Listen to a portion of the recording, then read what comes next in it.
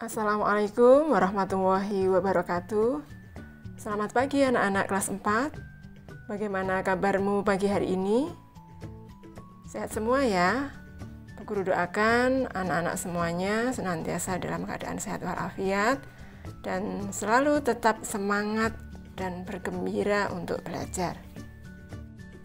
Alhamdulillah bertemu kembali dengan Bu Latifah. Hari ini kita akan belajar tema 4, materi berbagai pekerjaan. Anak-anak bisa amati pekerjaan yang ada dalam gambar. Tampak di sana ada berbagai jenis pekerjaan. Seperti halnya dengan pekerjaan ayah bunda. Nah, contohlah semangat yang mereka miliki dalam menjalankan pekerjaannya. Mintalah orang tuamu untuk menceritakan pekerjaannya. Ambillah nilai-nilai positif dari pekerjaan orang tuamu agar dapat kamu contoh dalam kehidupan sehari-hari ya. Adapun tujuan pembelajaran tema 4 materi berbagai pekerjaan kali ini yaitu 1.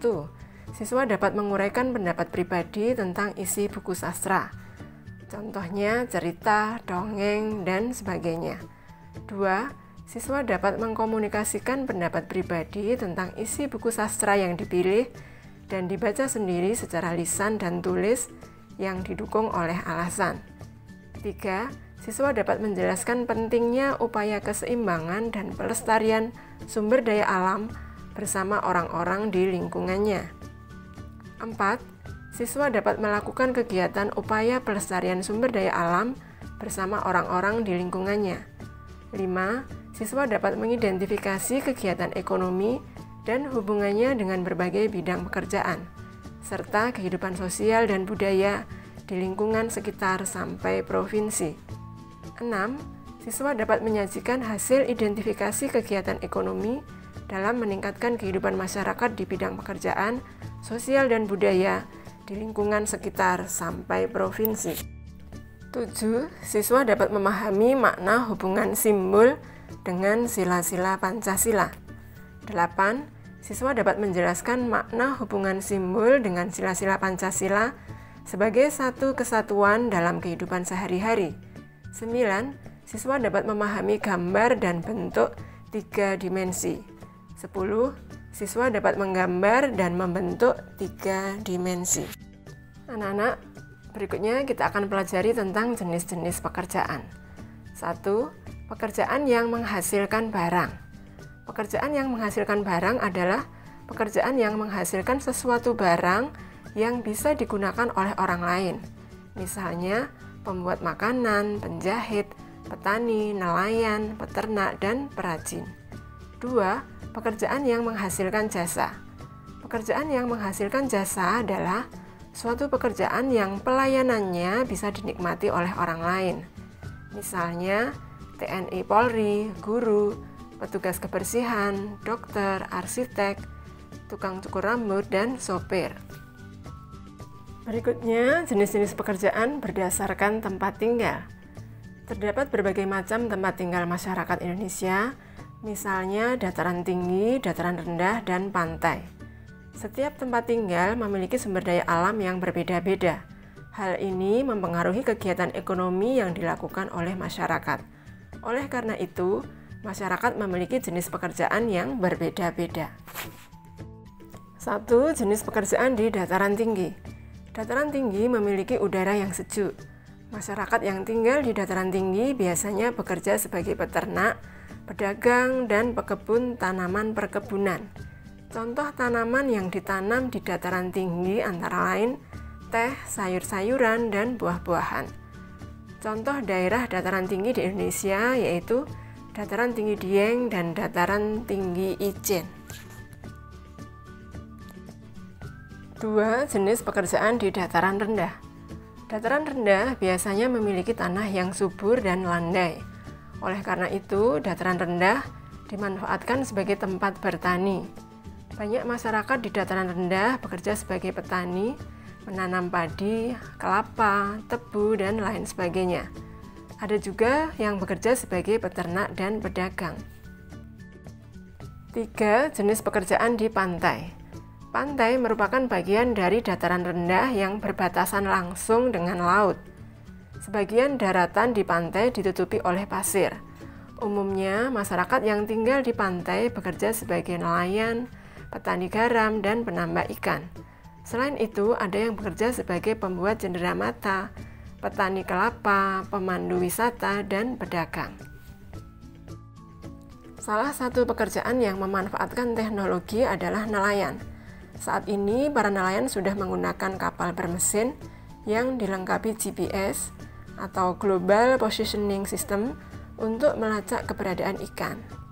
Untuk meningkatkan hasil tangkapannya, ada nelayan yang menggunakan bom ikan atau pukat harimau. Kedua alat tersebut dilarang dipakai karena menyebabkan hancurnya terumbu karang dan habitat ikan. Perbandingan nelayan tradisional dan nelayan modern dilakukan dengan menggambar diagram Venn. Diagram tersebut menampilkan perbedaan sekaligus persamaan dua hal. Berikut contoh diagram Venn antara nelayan tradisional dan nelayan modern. Dalam diagram Venn berikut, tampak perbedaan dan persamaan antara nelayan tradisional dan nelayan modern. Nelayan tradisional menggunakan perahu layar dan menggunakan peralatan tangkap sederhana. Adapun nelayan modern menggunakan perahu bermesin, menggunakan peralatan tangkap modern, dan memanfaatkan gelombang suara atau sonar. Adapun persamaan keduanya antara nelayan tradisional dan nelayan modern yaitu 1. Keduanya sama-sama mencari ikan. 2. Keduanya menjual ikan untuk kebutuhan sehari-hari. 3. Mengandalkan perkiraan cuaca dan gelombang laut. Nah, anak-anak sekarang tahu berbagai pekerjaan tersebut juga dilakukan oleh orang tuamu untuk mencukupi kebutuhan keluarga.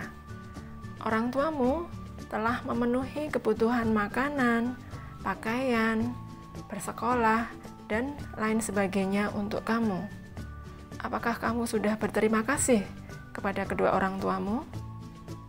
Nah, balaslah kebaikan kedua orang tuamu dengan berbakti kepadanya, hormati, sayangi, dan taatilah nasihat kedua orang tuamu. Anak-anak, berikutnya kita akan pelajari tentang kegiatan ekonomi. Kegiatan jual beli yang dilakukan oleh pemilik barang dan pembeli barang disebut kegiatan ekonomi. Istilah-istilah dalam kegiatan ekonomi sebagai berikut. 1. Produksi, artinya kegiatan membuat barang atau jasa. 2. Produsen, artinya orang yang membuat barang atau memberikan layanan jasa. 3. Distribusi, artinya kegiatan menyalurkan hasil produksi. 4. Distributor, artinya orang yang menyalurkan hasil produksi. 5. Konsumsi, artinya kegiatan memanfaatkan hasil produksi. 6. Konsumen, artinya orang yang memanfaatkan hasil produksi. Berikutnya kita pelajari tentang pentingnya keseimbangan alam dan kelestarian sumber daya alam. Sumber daya alam adalah segala sesuatu yang ada di alam dan digunakan untuk memenuhi kebutuhan hidup manusia. Menjaga keseimbangan alam perlu dilakukan agar tidak merugikan manusia maupun makhluk hidup lainnya. Contohnya, menjaga kelestarian pohon bakau.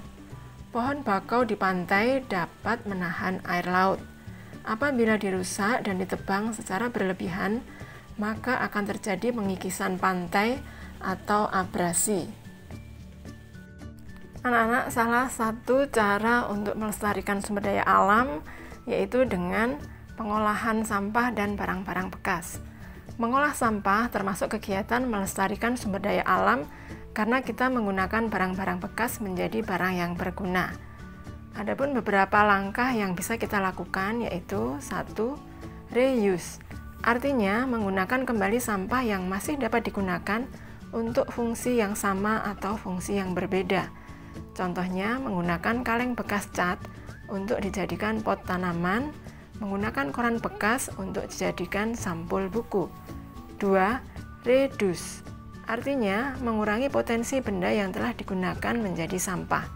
Sampah yang dibuang ke lingkungan harus sedikit mungkin. Contohnya, membawa air minum dalam botol minum sendiri daripada membeli air minum dalam kemasan.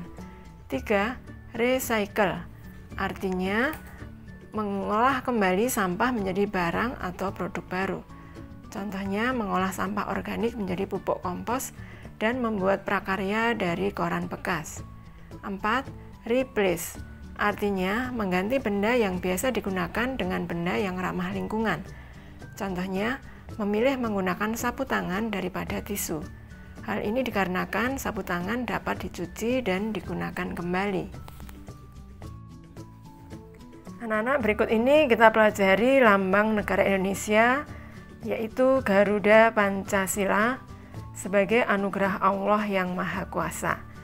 Terdapat 5 sila sebagai dasar negara Indonesia, yaitu sila pertama, ketuhanan yang Maha Esa, dilambangkan dengan gambar bintang.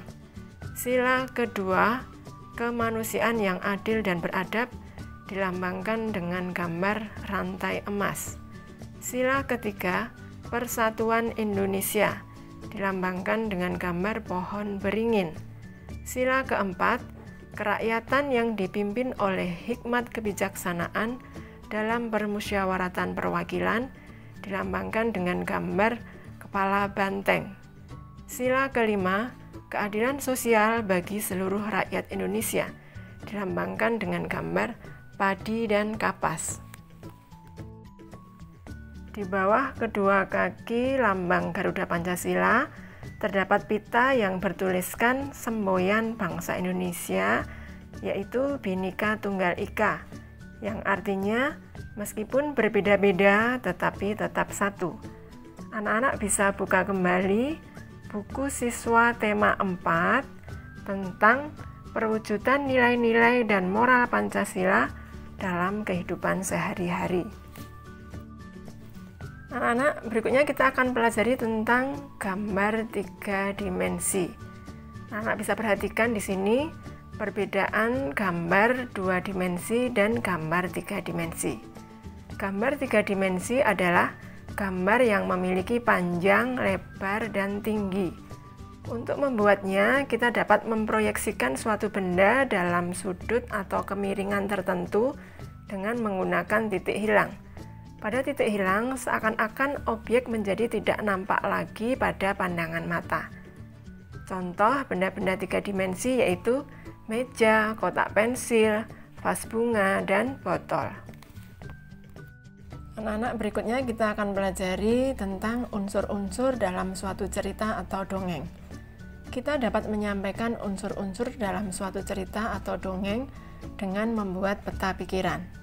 Unsur-unsur yang terkandung dalam suatu cerita atau dongeng antara lain meliputi tokoh, sifat tokoh, alur atau jalan cerita, latar, dan pesan moral.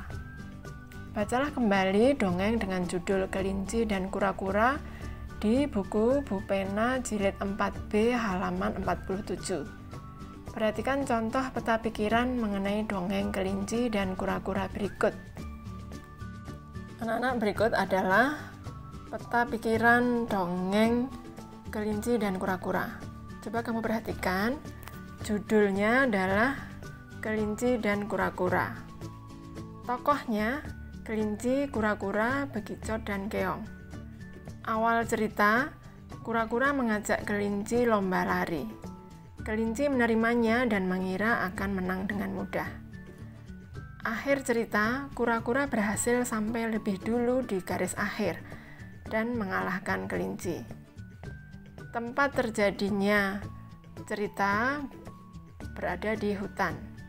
Sifat tokoh, kelinci sombong dan besar kepala. Kura-kura pantang menyerah. Pesan moral yang bisa kita ambil dari dongeng Kelinci dan Kura-Kura adalah janganlah berbuat sombong dan menganggap rendah orang lain. Tetap bersemangat dan gigih dalam mencapai sesuatu. Alhamdulillah, sudah kita pelajari bersama materi tema 4. Semoga apa yang sudah Bu Guru sampaikan, anak-anak akan menjadi lebih memahami materi. Tetap semangat belajar, jaga kesehatan, dan jangan lupa tetap jaga tertib sholat 5 waktunya ya. Terima kasih. Billahi taufiq wal hidayah. Wassalamualaikum warahmatullahi wabarakatuh.